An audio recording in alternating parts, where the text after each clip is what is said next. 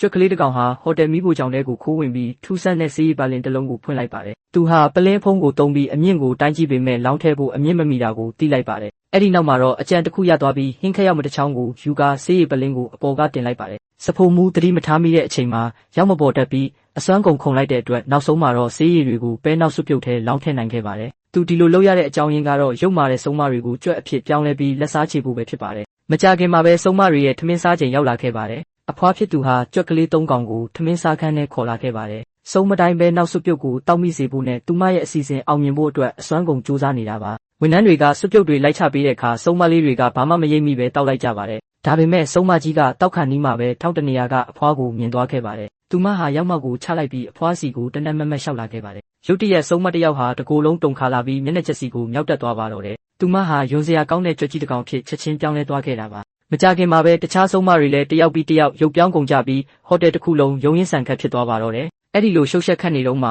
အဖွားဖြစ်သူဟာကြံနေတဲ့ဆေးရည်တွေကိုဖျက်ဆီးဖို့ဆုံးမကြီးရဲ့အခန်းထဲကိုခိုးဝင်ခဲ့ပါတယ်။မထင်မှတ်ပဲဆုံးမကြီးကနောက်ကနေလိုက်ဝင်လာခဲ့ပါတယ်။သူမကအဖွားကိုရန်ပြုဖို့ကြိုးစားပေမဲ့အဖွားကတော့တည်တည်ငြိမ်ငြိမ်နဲ့ဆုံးမကြီးကိုပြန်ပြီးရန်ဆနေခဲ့ပါတယ်။အဲ့ဒီအချိန်မှာပဲကြွက်ကလေး၃ကောင်ဟာတငယ်ချင်းတွေရဲ့အချက်ပေးမှုနဲ့အတူအောက်ကနေထောင်ချောက်တွေဆင်ထားလိုက်ပါတယ်။နောက်ဆုံးမှာတော့ဆုံးမကြီးဟာကြွက်ဖြစ်စေတဲ့ဆေးရည်တစ်ပလင်းလုံးကိုတောက်မိသွားပြီးကြီးမားတဲ့ကြွက်ကြီးတစ်ကောင်ဖြစ်အလျင်အမြန်ပြောင်းလဲသွားပါတော့တယ်။ဒါကိုမြင်လိုက်ရတဲ့ကြွက်ကလေး၃ကောင်လည်းကြောက်လန့်တကြားနဲ့ထွက်ပြေးသွားကြပါတော့တယ်။